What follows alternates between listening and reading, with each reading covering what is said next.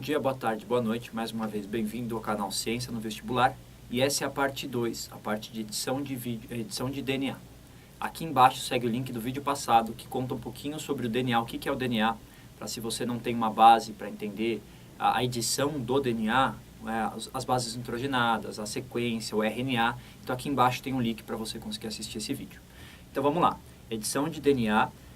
Na verdade, é uma técnica hoje utilizada, uma novidade desde 2015, e ela é muito interessante porque você consegue manipular geneticamente um ser vivo.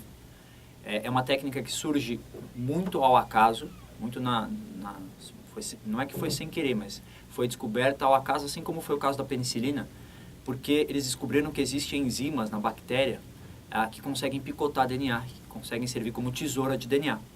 Essas enzimas elas servem para a defesa da bactéria. Então, a bactéria, quando é infectada por um vírus, se você lembrar do bacteriófago T4, é um vírus específico.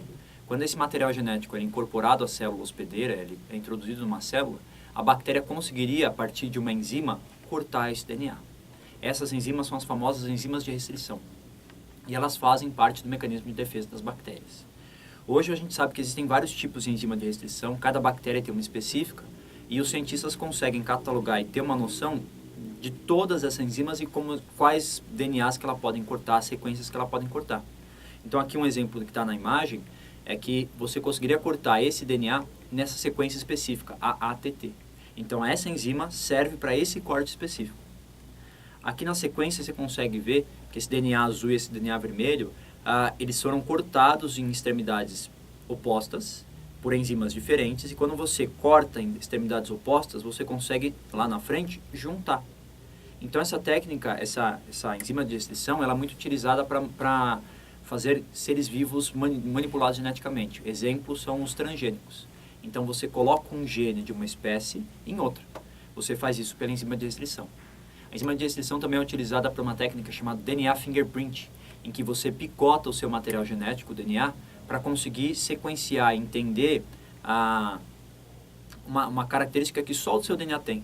Então, é possível te identificar por essa técnica de fingerprint. Então, para identificação de vítimas, de assassinatos, de paternidade, você consegue usar essa enzima de restrição na fingerprint. Então, é uma enzima assim, é uma técnica antiga em relação à enzima de restrição, só que o sistema novo, que foi descoberto há pouco tempo recentemente, é que existe um sistema que aprende, chamado CRISPR-Cas9.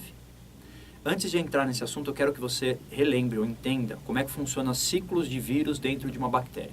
Então, tem dois tipos de ciclos que a bactéria pode sofrer por conta da infecção viral. Imagine então aqui nessa imagem que é o bacteriófago T4 de novo. Ele introduz um material genético na célula, na bactéria, e esse material genético vai servir para a síntese de novos vírus. Então, a bactéria começa a sintetizar, a produzir novos vírus. À medida que ela vai produzindo, a célula vai inchando. Quando essa célula estoura, a bactéria morre, novos vírus saem para infectar novas bactérias.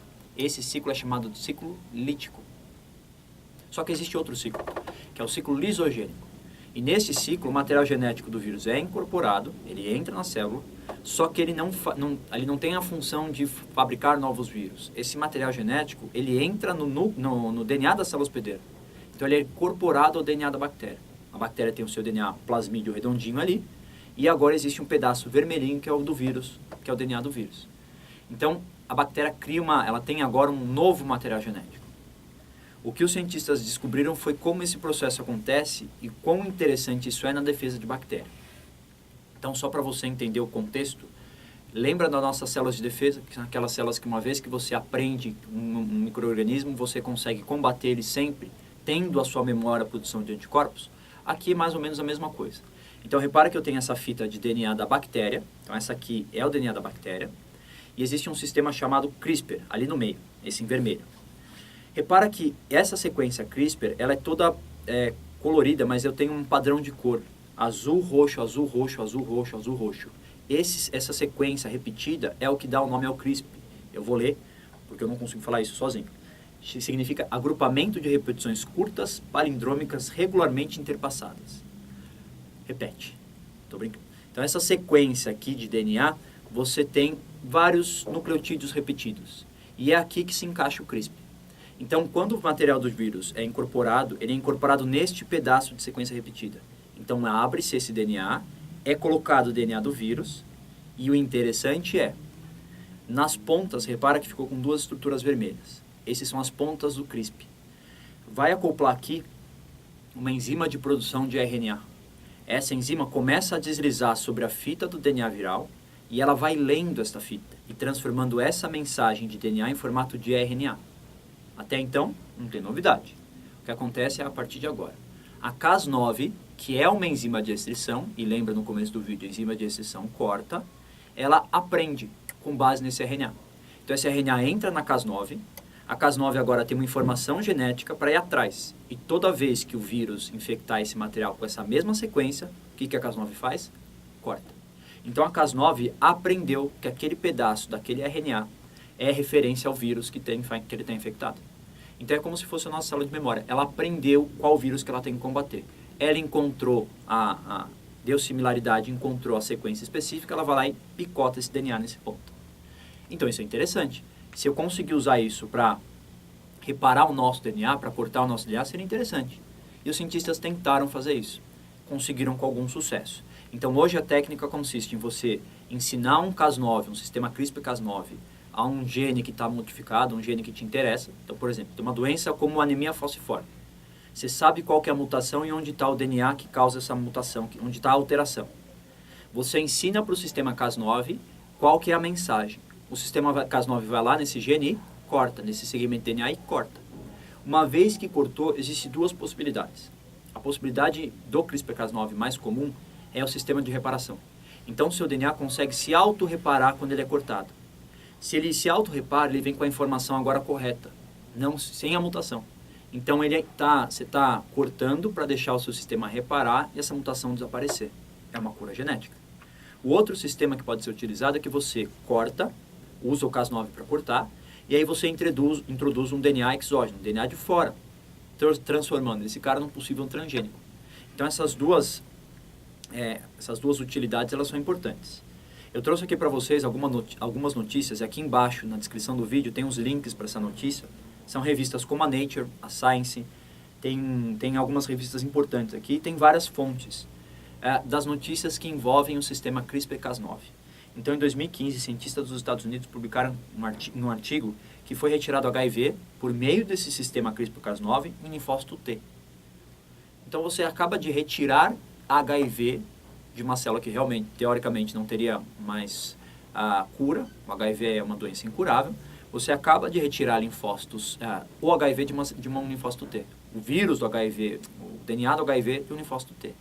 Então, lembra que o HIV, quando ele introduz, ele coloca o RNA é convertido em DNA pela transcriptase reversa, e essa transcriptase, então, transforma o DNA e ele vai ser incorporado à célula hospedeira. O que eles conseguiram mostrar é que o sistema CRISPR-Cas9 consegue tirar esse material do vírus. Então, a célula do linfócito T, teoricamente, está curada.